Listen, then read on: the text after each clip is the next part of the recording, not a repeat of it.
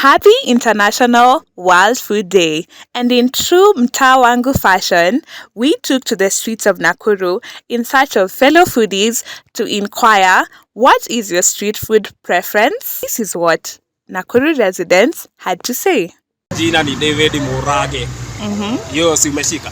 Bado. Haya, ile food mimi napenda, mimi naitaga Kaa Ndani. Kaa Ndani. Sasa Kaa Ndani nikielezea Kaa Ndani ni aina ya mandazi. Unakatanga hivi side. Unatafuta sausage. Si side. Unakatanga hivi side, alafu unarusha nini? Sausage yuko ndani. Na alafu kake kibosho. Si mbosho. Unaiweka Kaa Ndani. Ama nieleze tena? Iko sawa, endelea. Sawa. Unakata hiyo mandazi, unaweka hiyo samosa ndani, alafu unaniserve na kachai. Hiyo nayo mimi niko fit nayo. Hiyo ni asubuhi. Na vyambo. Mimi napenda mtura. Ndio ni tamu. Napenda vile inapikwa.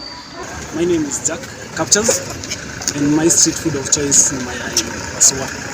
Hiyo tu kachumbari. Kwanza upate nilitengenezwa asubuhi. Very nice. Kwa majina naitwa Evans Fukulu. Mimi ni mkazi wa Nakuru na napendeko mahindi sana. Mahindi. Napendeko mahindi. Kwa sababu ni street food yangu tamu.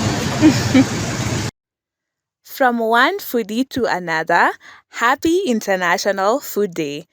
I am Diligence Miller with Mtaa Wangu.